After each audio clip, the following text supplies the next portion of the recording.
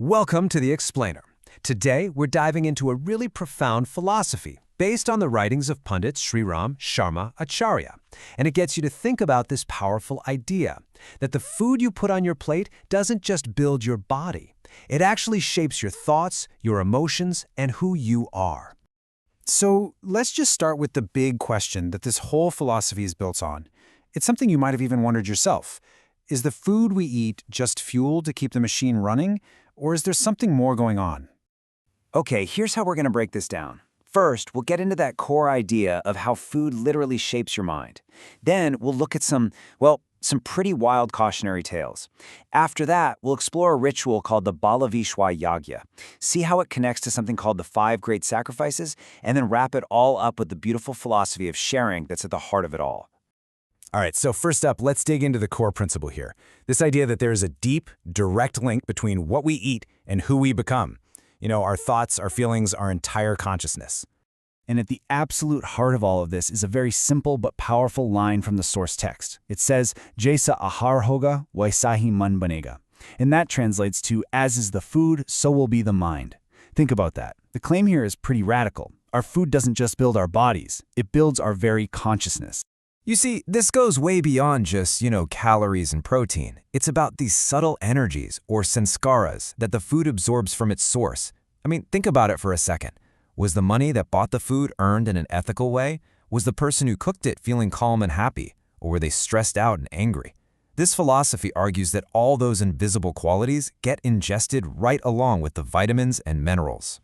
And to really get a feel for this idea, the text gives us some pretty powerful stories, some cautionary tales that show the really dramatic consequences of eating what it calls impure food. So picture this. Our first story is about a really devout ascetic, someone who has spent years and years in spiritual practice.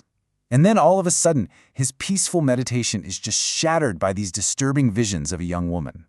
He has no idea why. He's completely confused and distressed. And the diagnosis? Well, it was pretty shocking. This wasn't some kind of personal spiritual failure. An investigation found that he had eaten food from a feast, and that feast was paid for by a man who had sold his own daughter. The philosophy here suggests the food itself was tainted, that it transmitted the deep sin and suffering of that terrible act right into the ascetic's mind. Okay, this next story is even more intense. It's about a prisoner named Ranveer. Now, even though he's on death row, he was known for being super calm and spiritual, spending his days peacefully reciting mantras. But then one day, he's just completely overcome by these terrifyingly violent visions of murdering his own mother, who he absolutely adored. And you guessed it, the cause was traced right back to his food. See, his cook had been recently changed. And the new cook? He was a man who was in prison for murdering his own mother. According to this philosophy, the cook's violent sanskaras, his mental and emotional baggage, were literally transferred through the meal, directly poisoning Ranveer's thoughts. So, okay, these stories are pretty intense, right? And they bring up a huge question. In a world where we often have no idea where our food comes from, how can anyone make sure it's pure? Well, the text proposes a daily ritual as the answer. This practice is called the Balivaishwa Yagya, and it's presented as this simple but incredibly profound daily ceremony that pretty much anyone can do at home. The whole point is to spiritually cleanse the food before you eat it, transforming it from just substance into blessed prasad. And the ritual itself? It's actually designed to be super simple and accessible. So, before the family eats, you take a little piece of the first food that was made, like a bit of flatbread or rice. You add a little ghee and sugar, and you make 5 small portions. These are offered to a small, consecrated fire while reciting specific mantras. And just by doing that, the entire meal is considered purified. And each of those 5 little offerings is paired with a specific mantra. This isn't just about chanting, Each mantra dedicates that piece of food to a specific higher purpose, which connects the people in the home to the entire web of life. Okay, so what's the deal with these 5 offerings? Why 5? This is where the ritual really opens up into a much, much deeper philosophy. So let's explore what's really behind them. It turns out, this simple act of offering 5 bits of food is actually a way of symbolically fulfilling what are called the Pancha Mahayajnas. You can think of them as the 5 fundamental duties, or great sacrifices, that a person has to the world around them. It's like a daily act of repaying our debts. And the scope of this gratitude, it's just cosmic. The first offering is for God, the ultimate creator.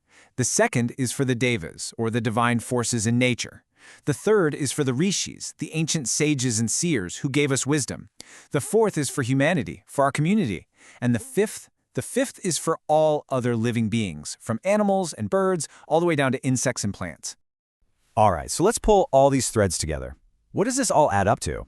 Well, this simple daily ritual points to a really profound philosophy of sharing that goes way beyond just the kitchen.